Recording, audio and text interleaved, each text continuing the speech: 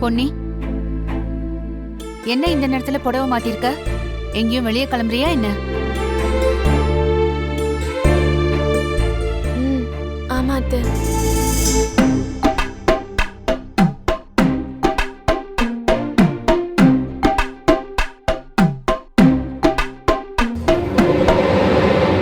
மணி 8 தாண்டிடுச்சேமா. வெளியே போறவ கொஞ்சம் சீக்கிரமா போயிருக்கலாம்ல. இல்லம்மா, நானும் பொண்ணியும் வெளியே டின்னர் போறோம். ஓ, அப்படியா?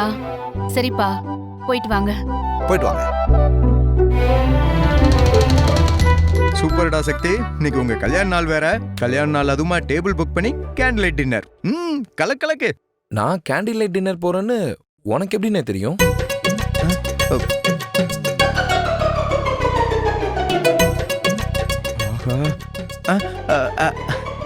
அதானே, உனக்கு எப்படி தெரியும்?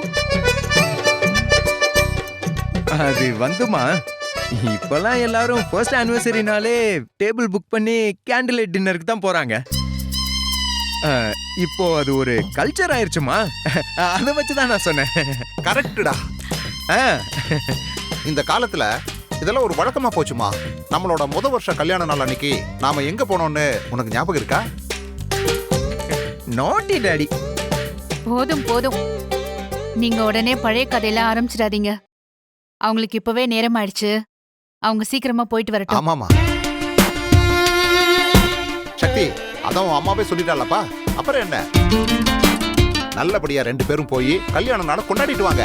ஆமாடா சக்தி, சந்தோஷமா போயிட்டு சந்தோஷமா வாங்க. புரியுதா? சரிப்பா, சரிம்மா. வரேனே. Bye bye bye bye. போயிட்டு வாங்க.